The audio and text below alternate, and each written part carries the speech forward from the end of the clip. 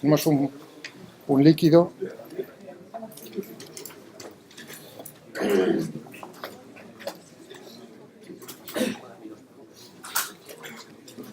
en reposo respecto a un recipiente que lo contiene.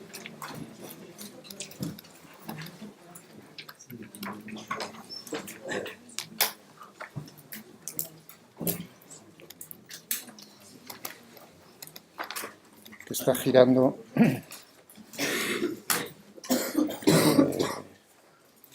con respecto a un sistema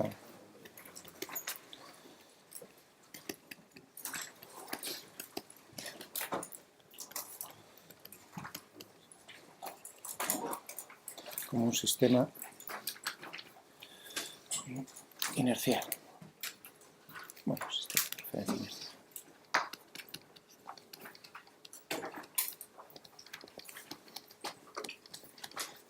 O sea que tenemos, por ejemplo, aquí una mesa, ¿no? Sobre esa mesa tenemos aquí una plataforma y tenemos un recipiente ahí dentro. Esto está girando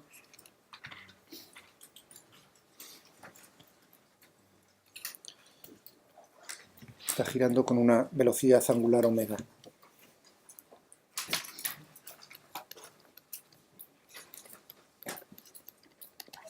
La gravedad, por supuesto, está actuando así.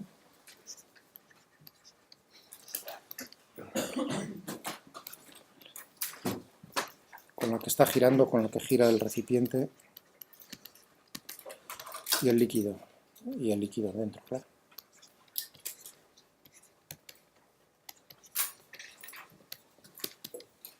¿De acuerdo? Esas son las condiciones. Y lo que nos están diciendo es que, eso es importante, está en equilibrio respecto al recipiente.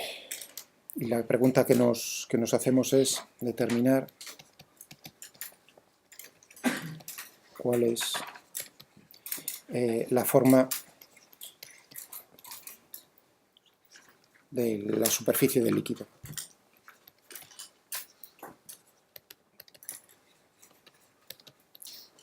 ¿Qué forma adquiere la superficie del líquido? Cuando vais a tomar, cogéis el vaso de leche, ¿no? Giráis con la cuchara, pues lo que veis es que, bueno, si tenéis el vaso de leche y no hacéis nada, pues naturalmente la superficie es horizontal. Estamos considerando la gravedad como uniforme. Entonces, en cuanto empezáis a hacerlo girar, uno ve cómo se levanta por los bordes y se hunde por el centro, ¿no? Eso es lo que observa uno, pues es así el problema. Lo que pasa que, claro, con el vaso de leche, naturalmente, en cuanto dejas de dar vueltas, pues se va frenando y vuelve otra vez, porque hay disipación. Ah, por cierto, una pregunta.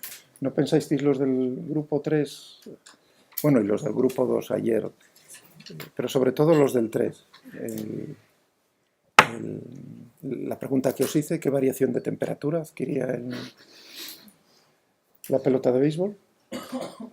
Fijaos que os puse un caramelo bien grande a ver si alguno, ¿no?, se animaba a pensarlo. ¿Ninguno ha llegado a ninguna conclusión? ¿Creéis que es difícil? Se tarda unos 10 segundos para vosotros. Unos 5 segundos, dicho de palabra, incluso menos tiempo. Es una oportunidad, ¿eh? Fijaos que os puse digo, a ver si le da a la cabeza. Es muy sencillo, no se necesita nada especial. Cuando lo veáis luego, por cierto que se me ha acordado ahora en este momento, diréis, madre mía, cómo he dejado de escapar esa oportunidad. Pero bueno, estamos con esto. Eso que no se me olvide, me lo recordáis, ¿eh? No creo que se me olvide porque tengo ahí el archivo preparado. Bien, sigamos con esto. O sea que uno ve que así en una sección, voy a dibujar una sección transversa, una sección en un plano vertical, a ver cómo es la... Y uno diría, pues adquiere una forma así cualitativamente. Si este es el recipiente, está girando de esta manera. Pues yo lo que observo cuando me voy a tomar el café es una cosa como esta. Eso es lo que... Pero ahora lo que nos están preguntando es determinar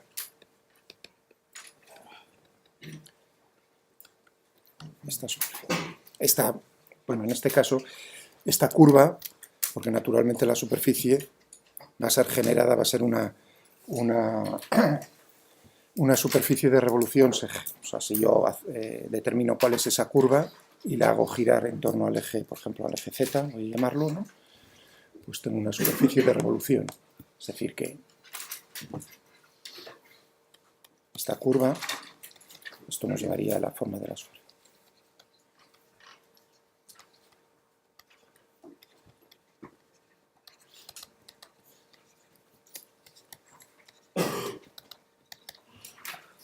¿Entendéis? Bueno, hay diferentes maneras de poder enfrentarse a plantear esto. En el fondo todas son equivalentes.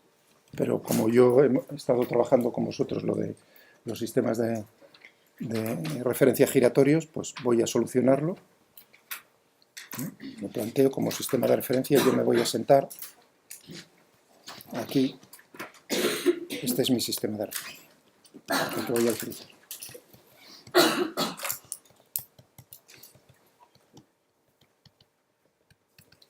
La inercia. Entonces, si tengo aquí un elemento de fluido, cualquier elemento de fluido, uno que esté en la superficie, pero cualquier otro está en equilibrio. ¿No? El sistema de referencia yo no veo que se esté moviendo, por lo tanto están todos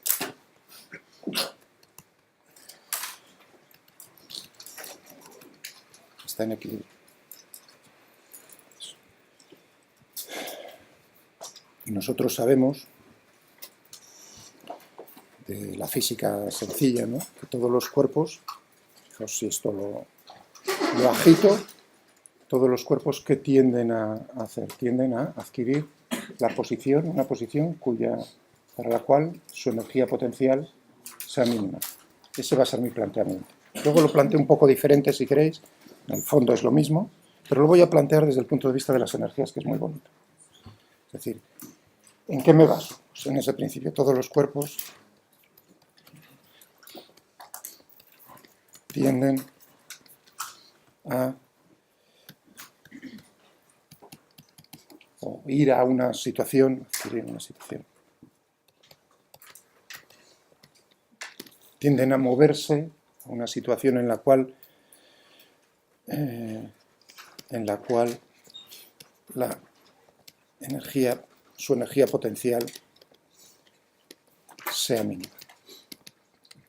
Esa correspondería a la posición de equilibrio, la situación de equilibrio en el sistema.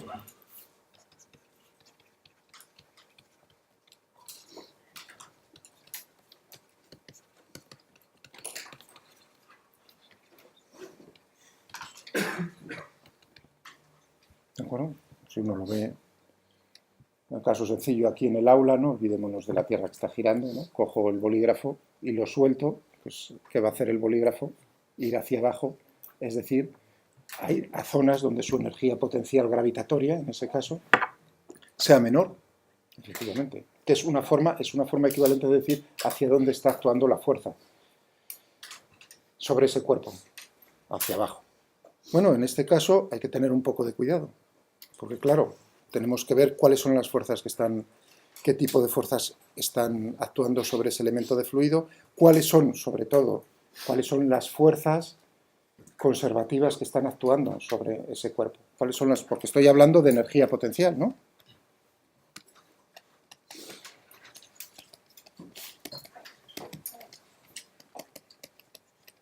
Entonces me tengo que fijar cuáles son las fuerzas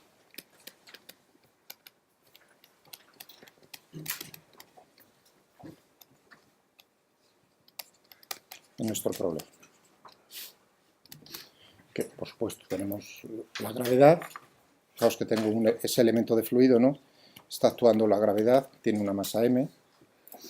Naturalmente el resto del fluido está ejerciendo una fuerza sobre, imaginémonos que es el que está en la superficie, ¿de acuerdo? Justo en la superficie. Tenemos, ¿no? Que el resto pues estará haciendo, hay presión todo a su alrededor, habrá una fuerza neta, ¿no? Y entonces está empujando, por ejemplo, en esa dirección.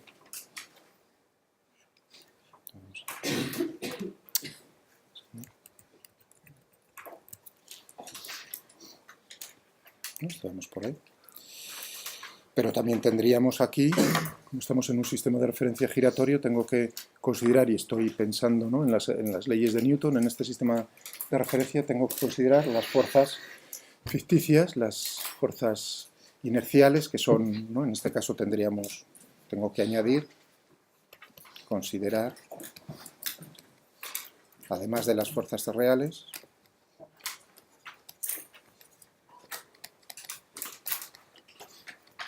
tendría pues, las fuerzas inerciales, es decir, la de Coriolis y la centrífuga. Bien, la de Coriolis en este problema tan sencillo es 0. ¿Por qué? Porque la velocidad de este cuerpo, de cualquier elemento de fluido, está en equilibrio, su velocidad es 0, por lo tanto, esta es 0, ya que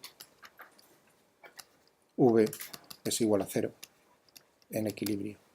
Es decir, que únicamente tendré que centrarme en ver cómo es la fuerza centrífuga. Para esta posición, ¿no?, de ese elemento de fluido, pues sabemos que la fuerza centrífuga va a ser perpendicular al eje. ¿Recordáis, no?, cómo era la expresión? Tenía que hacer el doble producto vectorial de omega por r por omega, y eso me da pues, que la dirección tiene que ser perpendicular al eje de giro. El eje de giro viene dado por omega, naturalmente. Y su módulo, alejándome hacia afuera, centrífugo. ¿Y qué más teníamos? El módulo. Y el módulo, pues ahí determinante es, aparte de cómo de rápido está girando respecto a un sistema de referencia inercial, tenemos que ver cuál es la distancia al eje de giro. Entonces, esta distancia pues será, por ejemplo, R. Vamos a llamarla R o ρ. R, voy a utilizar R. Cuidado con las R's, cuidado con la notación, ¿eh? No es que sea la distancia al origen de coordenadas, sino la distancia al eje.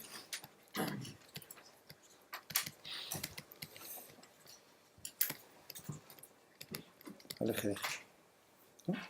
Entonces, ¿qué es lo que teníamos en ese caso para la fuerza centrífuga? El módulo.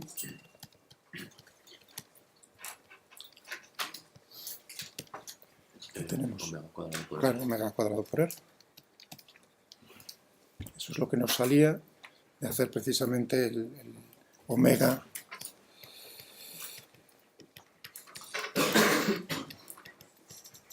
un signo menos que teníamos aquí. Eso es lo que nos lleva. Siendo cuidado aquí, no es muy conveniente vamos a llamarlo ρ.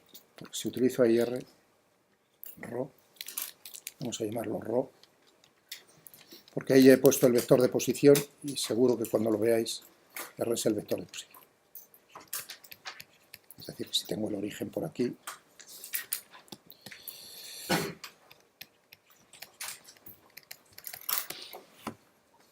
así no queda más claro, mejor con ρ. A pesar de que ρ uno puede estar pensando que es la densidad, en este caso va a ser la distancia del eje. Vale, pues tenemos esto. Interesante. Vale, muy bien. Y ahora vamos a ver, y la gravedad, por supuesto, es una fuerza conservativa, ¿no? La energía potencial asociada, que ahora lo que voy a buscar es la energía potencial total.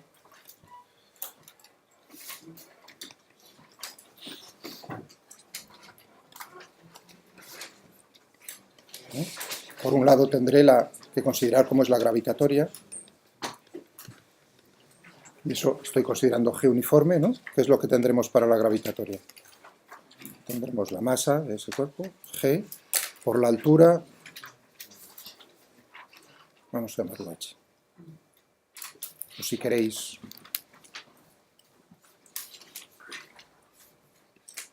aquí estaba el origen de coordenadas, ¿no? Pues vamos a llamarlo Z. Este es el eje Z.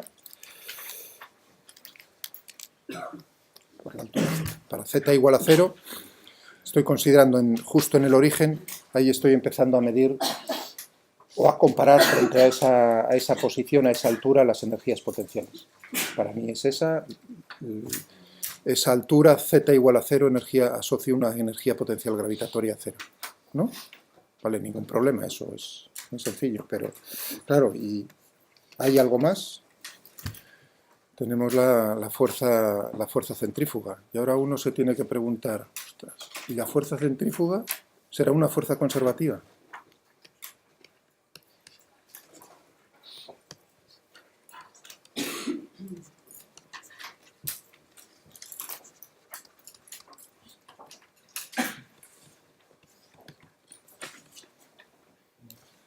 ¿No?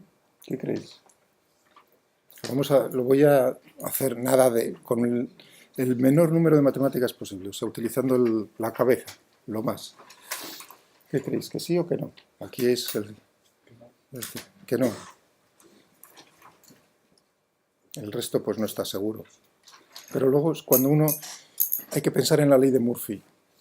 Entonces, en principio, digamos, la probabilidad sería 50-50, ¿no? Que la mitad dijeseis sí, la otra mitad no, pero la ley de Murphy hace que, en este caso, más de la mitad dijeseis que no y menos dijeseis que sí, porque no está mal. Y claro, la ley de Murphy, pero hay que tener cuidado con la ley de Murphy porque hay una segunda, no hay el corolario segundo ese de la ley de Murphy que uno piensa que va a ser eso, pero resulta que hay un segundo paso que va a ser lo contrario. Hay que tener mucho cuidado con esas cosas. Bueno, sí, va a ser sí. Pero claro, que yo lo diga no significa nada. Bueno, significa que es el profesor, pero nada más. Entonces, voy a demostrar que sí. Y lo voy a comparar frente a una fuerza que nosotros sí sabemos que es conservativa. Aparte de la fuerza gravitatoria, ¿qué fuerza utilizamos en los problemas de física desde pequeñitos?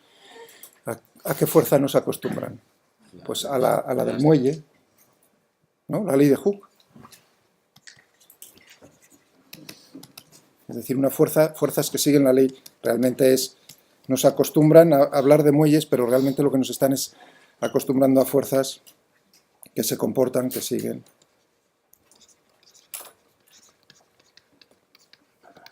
La ley de Hooke. Y esa es, ¿no? Tengo un muelle, un bloque, ¿no? Y entonces tendríamos que, aquí si este es, por ejemplo, el eje X, ¿no? Tendríamos que la fuerza que ejerce el muelle sobre el módulo. Bueno, vamos a ponerlo aquí sobre. Estoy poniendo el origen justo en la posición del bloque para la cual el muelle está sin estirar ni comprimir, ¿no? Pues tendríamos eso. Esta es. Y esto tiene asociado una energía potencial elástica que es un medio de K por X al cuadrado. ¿Estamos de acuerdo? O sea que me voy a basar en eso. Ahí, todo el mundo pues recuerda esto, es como lo de MGH, un medio de K. Y ahora uno dice, bueno, ¿y por qué me saldrá este tío con lo del muelle así? Me ha hecho un cambio, ¿no? Ahora fijaos un momento si lo que teníamos nosotros aquí en la fuerza centrífuga, imaginémonos que este es el eje X, por utilizar también ese eje X. El eje Y entonces estaría perpendicular a la pizarra, entrando en la pizarra. Regla de la mano derecha. Pero bueno, eso me da igual en este caso. O sea, que estamos trabajando en el plano ZX. Y uno dice, pues aquí tendríamos entonces lo que él llamaba antes ρ, realmente es X. No hay ningún problema. Es decir, que la fuerza centrífuga, lo que tenías aquí, habías escrito, era omega cuadrado ρ, pues es realmente omega cuadrado X si utilizas esa notación. ¿Sí? Bueno, sí, la masa. Gracias. La estoy olvidando siempre. Sí, gracias. Ya antes no lo puse. Gracias.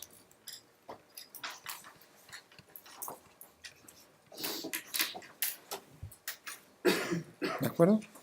Muy bien, genial, estupendo. Me dice, M y omega son constantes. Vienen determinados por cómo está girando un sistema. Es decir, que estos son constantes. Lo mismo que está acá, que lo dije así, esta es la constante de fuerza, ¿no?, del muelle. Es una constante. Es decir, que aquí uno podría pensarlo y decir, pues yo tengo aquí una constante K también, una K por X. Si quiero ponerlo en forma vectorial, tendría que añadirle, ¿no?, la información vectorial de alguna manera aquí, por I, por I, por I. Anda. Y ahora digo, ostras, si realmente a lo que lo he llevado es a que tiene exactamente la misma forma, con una pequeña diferencia, que mientras que una está tirando para acercarlo, la otra lo está empujando para alejarlo. Pero la forma es equivalente. Eso quiere decir que yo podría ahora demostrar de la misma manera que para el muelle que llevar un elemento aquí de fluido, un cuerpo, de una posición a otra, es independiente del camino seguido, es decir, que es una fuerza conservativa y que tiene asociado entonces una energía potencial que va a ser, en este caso, U centrífugo, que va a ser ¿qué? Todo lo mismo, pero cuidado, el signo cambia también el signo de la energía potencial. ¿No? ¿Se ha visto o no? Es la manera más sencilla, le he dado muchas veces vueltas, ¿no? Digo, uno puede, pero ¿para qué vas a volver a hacer lo del muelle si ellos ya lo han visto? Y es simplemente darse cuenta en un momento de que es la misma fuerza, el mismo tipo de fuerza.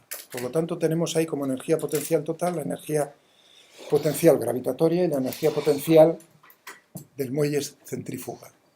Energía potencial total, entonces,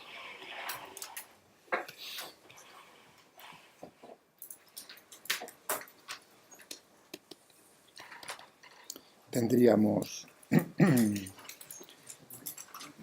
mg z, puse, menos un medio, voy a poner ya en vez de k, omega cuadrado, m omega cuadrado,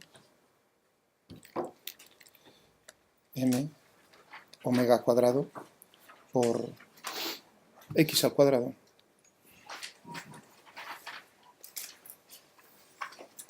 Ya lo tenemos el problema, prácticamente termina. Porque ahora volvemos otra vez a fijarnos en el planteamiento. La situación de equilibrio corresponderá a una situación en la cual las masas del fluido tengan energía potencial la mínima posible. Es decir, que tengan aquellas que se encuentran, estamos hablando de la superficie del líquido, ¿no? Estas que se encuentran por aquí, tienen que tener la misma energía potencial. Porque si uno dice, si esta que está en la superficie tuviese una energía potencial diferente a esta que está sobre la misma superficie, pues entonces una tendería a ocupar la posición de la otra, tendería a moverse, a fluir, a ocupar esa posición. Como es una situación de equilibrio, la superficie del líquido corresponde a una superficie, vamos a ponerlo en rojo,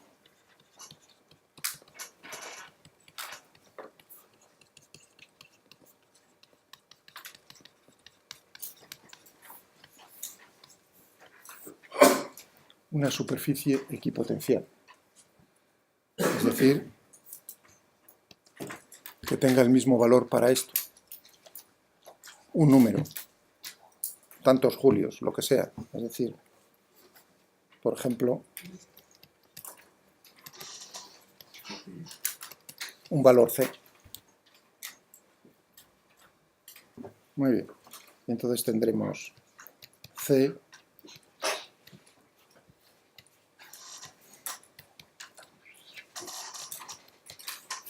es decir, vamos a ponerlo en su forma explícita, tendríamos,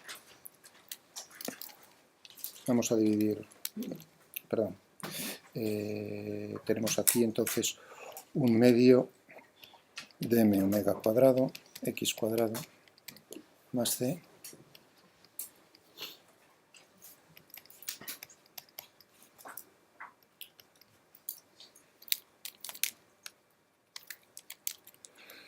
un medio medio de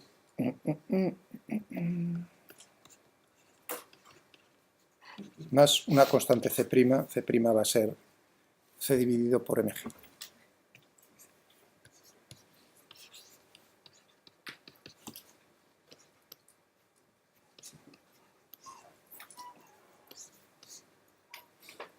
¿Y esta qué curva corresponde?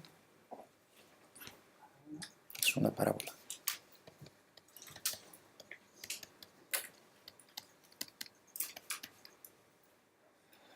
Es decir, que la superficie que adquiere el líquido es un paraboloide de revolución.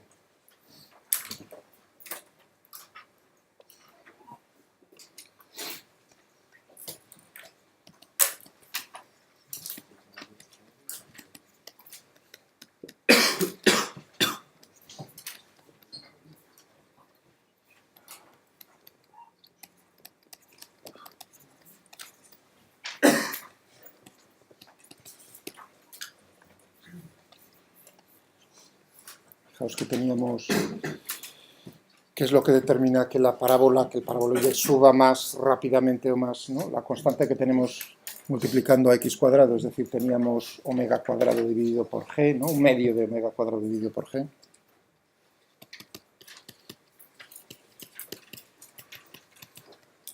Es una constante C', ¿no? Es decir, que lógico, lo que uno observa que cuanto más rápido da a la cuchara dentro del vaso de leche o del café, ¿no? Pues lo que ocurre es que la diferencia de alturas entre el punto central y justo en el borde del cristal del vaso es tanto mayor. Ya hemos hecho un problema de fluidos. En un sistema de referencia bien sencillo, ¿no?